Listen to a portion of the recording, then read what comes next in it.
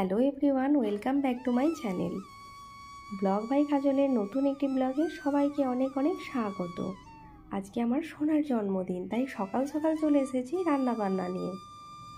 কারণও আজকে স্কুলে যাবে, তারপর স্কুল থেকে এসে বিকালে কেক কাটবে। যদিও স্কুলেও একটা কেক দিয়ে পাঠিয়েছিলাম।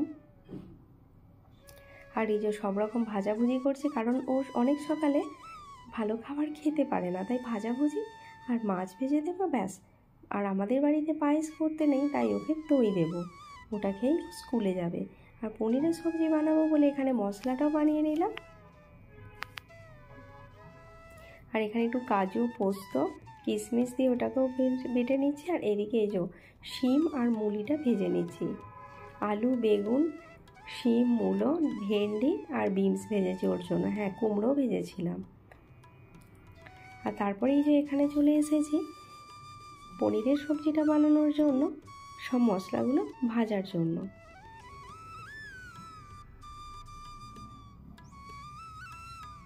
আর বড়রা যারা আমার ভিডিও দেখছেন অবশ্যই আশীর্বাদ করবেন, আমার সোনা যেন অনেক বড় মনের মানুষ হতে পারে।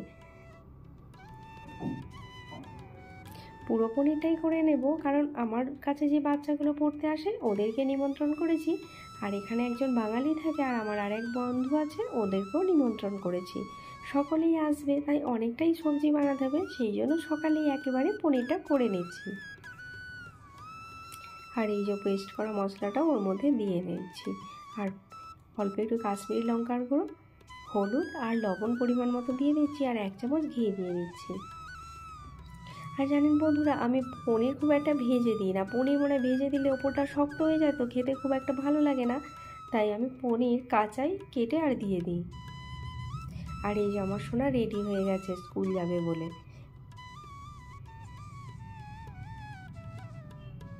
আজকে জানেন যেদিন ওদের জন্মদিন থাকে সেদিন কালার ড্রেস পরে স্কুল যেতে পারে, তাই ওকে নতুন ড্রেস পরিয়ে দিয়েছি। আর বলেছি ভগবানকে প্রণাম কর, ও ভগবানকে প্রণাম করছে।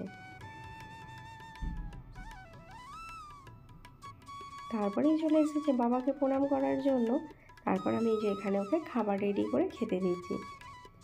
আর ওর বাবা ওকে 1 চামচ দই খাইয়ে দিচ্ছে। তারপর ওকে আমি বলেছিলাম নিজে হাতে করে খা, কিন্তু ও খেতে পারছে না, তাই আমি হাত ধুতে গিয়েছিলাম ওকে খাইয়ে দেবো বলে।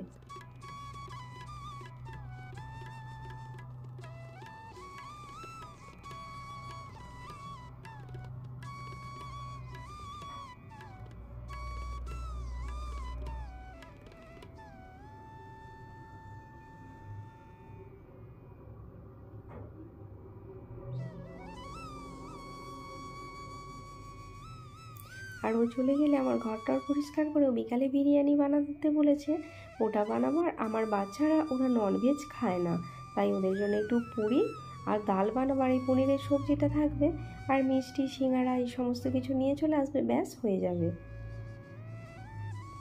আর এই যে ওর বাবা রেডি হয়ে নিয়েছে, ওকে স্কুল ছাড়তে যাবে বলে। আর বাবাও ছুটি নিয়েছে, কারণ এই যে টুকটাক জিনিসপত্রগুলো আনার রয়েছে, সেগুলো যদি আমি আনতে যাই তাহলে আর রান্নাবান্না হয়ে উঠবে না, তাই ওকে স্কুল পৌঁছে দিয়ে আর সমস্ত জিনিসপত্রগুলো নিয়ে চলে আসবে।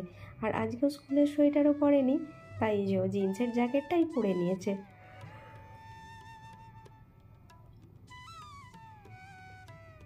সোনা স্কুল চলে যাওয়ার পর আমি এই যে বিরিয়ানির মশলাটা বানিয়ে নিচ্ছি।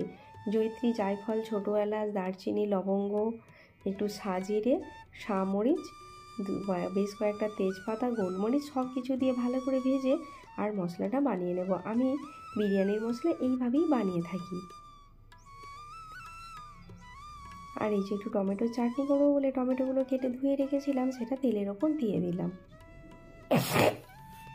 আর জানেন কদিন ধরেই আমার এত সর্দি পড়েছে যে কথা বলতে খুব অসুবিধা হচ্ছে, তাই আগের দিন ভিডিও দিইনি, তার আগের দিনও খুব ছোট্ট করে একটা ভিডিও দিয়েছিলাম, কারণ কথা বলতে ভীষণ অসুবিধা হচ্ছে। আর এই যে চাটনিটার মধ্যে খেজুর আর কিশমিশ দিয়ে দিয়েছি।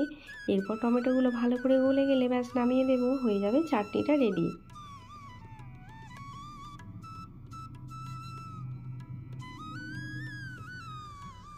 আর কে কে এইভাবে টমেটোর চাটনি বানান অবশ্যই আমাকে কমেন্ট করে জানাতে ভুলবেন না।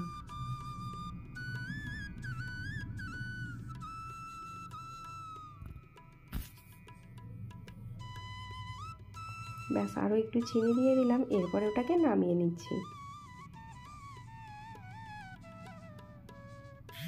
আর এরই ফাঁকে বরমশাই চিকেনটাও নিয়ে চলে এসছে, ও ধুয়েও দিয়েছিল। তারপর আমি ম্যারিনেট করার জন্য ওর মধ্যে হলুদ গুঁড়ো, লঙ্কা গুঁড়ো, গরম মশলা আর পরিমাণ মতো রসুন বাটা, আদা বাটা, টক দই দিয়ে ভালো করে মিক্সড করে রেখে দেবো। আর ওপরে যে সর্ষে তেল দিচ্ছি। আর যখনই আপনারা চিকেন ম্যারিনেট করবেন কখনোই ওর মধ্যে নুন দেবেন না, তাহলে না চিকেনটা খুব ভালো করে ম্যারিনেট হবে না। এইভাবে ম্যারিনেট করে আধা ঘন্টা রেখে দেবো। আর এইদিকে পেঁয়াজটাও ততক্ষণ আমি কেটে নেব।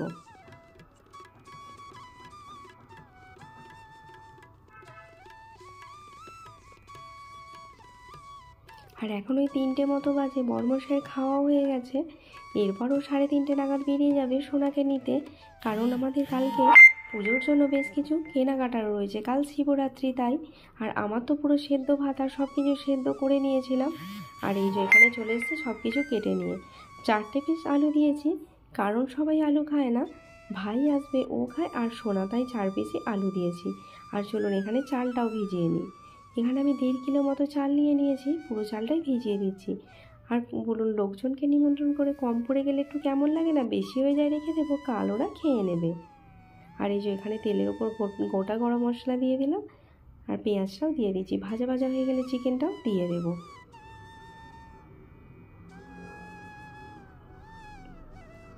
আর পরিমাণ মতো নুন দিয়ে দিচ্ছি, যাতে পেঁয়াজটা বেশ ভালো গলে যায়। আর ম্যারিনেট করা চিকেনটাও ওর মধ্যে দিয়ে দিলাম।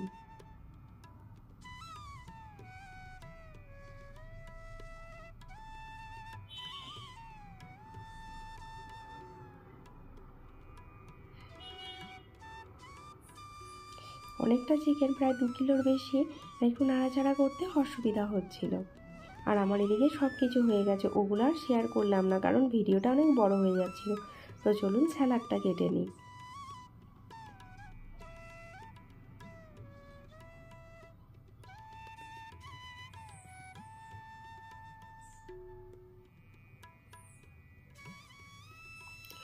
একটা প্লেটে শসা, গাজর আর পাতিলেবুর স্যালাড রেখেছি, আর অন্য একটাতে পেঁয়াজ রাখছি, কারণ অনেকেই পেঁয়াজ খেতে চায় না।